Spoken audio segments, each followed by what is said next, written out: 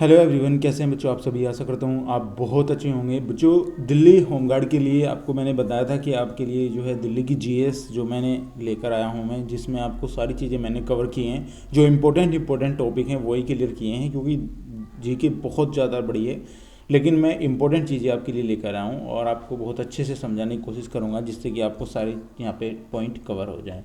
तो बच्चों देखिए, दिल्ली में सबसे पहले आपको पता होना चाहिए कि दिल्ली में कुल जिलों की संख्या कितनी है। तो कुल जिले अगर आपको पता होंगे यहाँ पे कुल जिलों की संख्या कितनी है, तो ये बहुत ही ज़्यादा बेनिफिट वाला होगा, क्योंकि बहुत सारे बच्चों को नहीं पता होता है कि कितने जिले होते हैं, कितने ये चीज़ें होती हैं। तो ये चीज़ आपको यहाँ पे देख लेनी है बच्चों। एक बार यहाँ पे ये सारी चीज़ें आपको अगर अच्छे तरीके से आएंगी तो यहाँ पे बहुत अच्छा होगा।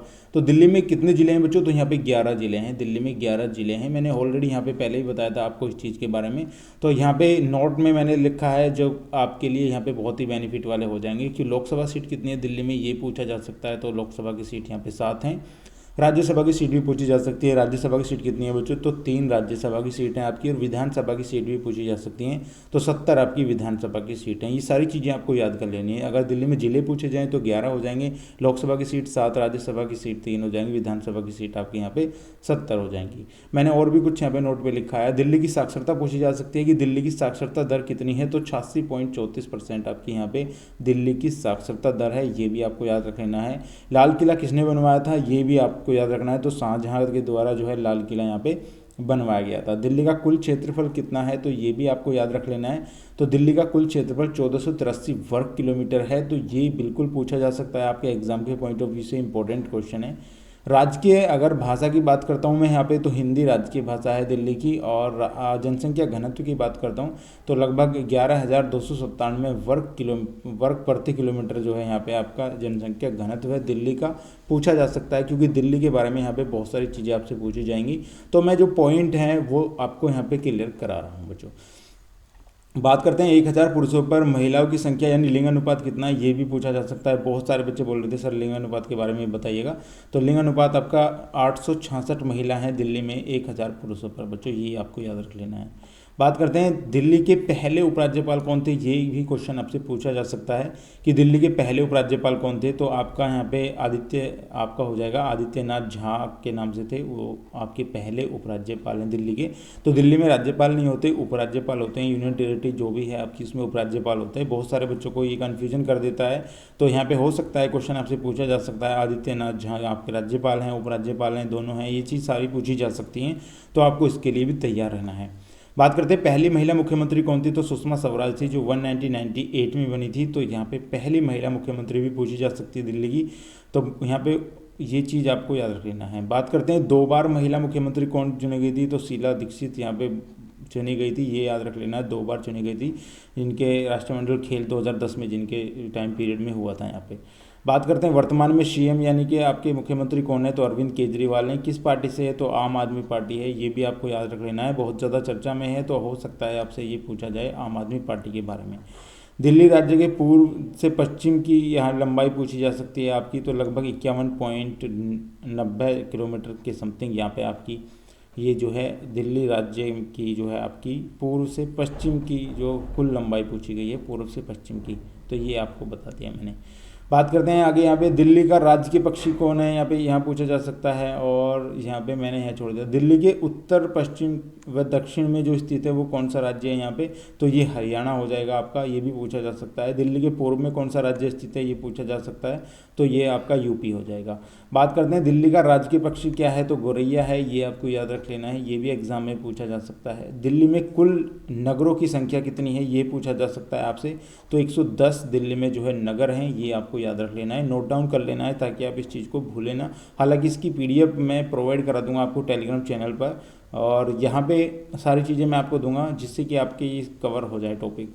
दिल्ली में गांवों की संख्या पूछी जा सकती है, तो गांवों की संख्या 112 है दिल्ली में, ये भी आपको याद रख लेना है। दिल्ली में कुल कितने तहसील हैं, ये आपसे पूछा जा सकता है, क्योंकि कई बार ये एग्जाम में देखा हुआ है। तो 33 आपकी यहाँ पे तहसील हैं दिल्ली में, ये भी आपके एग्जाम में पूछा जा सकता है। तो इसको भी आपको नोट डाउन कर लेना है, अपनी कॉपी में इस तरीके से लिखना है, ताकि आप ये सारी चीज़ें एक सीक्वेंस में रख सकें, ताकि आपको सिर्फ रिविज़न करना पड़े और ज़्यादा आपको यहाँ पर प्रॉब्लम ना हो बच्चों।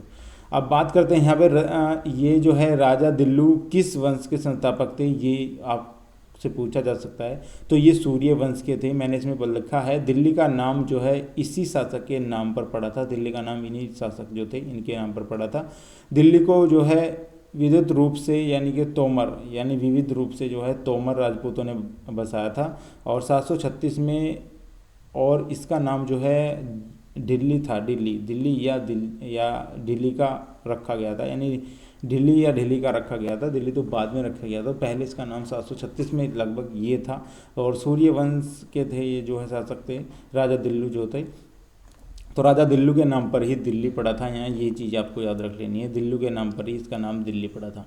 दिल्ली में प्राचीन लालकोट जो है किले का निर्माण किसने करवाया था? अनमंग पाल ने करवाया था, ये भी आपको याद रख लेना है। दिल्ली के किस महान शासक को जो है राय पिथौरा कहा जाता था? तो पृथ्वीराज चौहान जो तृतीय थे राजस्थान की तरफ, तो इनको कहा जाता था। मोहम्मद गोरी ने पृथ्वीराज चौहान को हराकर अपने किस गुलाम को दिल्ली का शासक नियुक्त किया था? तो आपको पता होगा कुतुबुद्दीन ऐबक को किया था, जिनकी मृत्यु जो है 1210 ईस्वी में हुई थी। 1210 ईस्वी में इनकी जो है मृत्यु हो गई थी पोलो या चौगान खेलते वक्त। तो ये भी लिख लेना है कैसे हुई थी। तो पोलो या चौगान खेलते वक्त, पोलो या चौगान, जिसे चौगान भी बोला जाता है, चौगान खेलते वक्त एक खेल होता है पोलो या चौगान, उसे खेलते वक्त इनकी मृत्यु हो गई थी। दिल्ली में गुलाम वंश का जो शासनकाल था वो कब से कब तक रहा था? ये भी आपसे पूछा जा सकता है यहाँ पे। तो गुलाम वंश का शासक 1206 से 1290 तक रहा था। ये इंपॉर्टेंट डेट है आपके लिए। दिल्ली में तुगलक वंश का अंतिम शासक कौन था?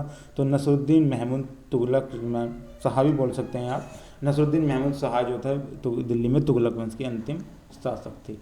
तो ये सारी चीज़ें आपको याद रख लेनी है और नोट डाउन जरूर कर लेना है, क्योंकि बाद में आप कहेंगे सर ये चीज़ नोट डाउन नहीं हुई थी। बाबर ने दिल्ली जो सत्ता थी, दिल्ली सत्ता पर कब अधिकार किया था? तो 1526 ईस्वी में जो है इन्होंने अधिकार किया था, जो आप मान सकते हैं पानीपत का प्रथम युद्ध हुआ था।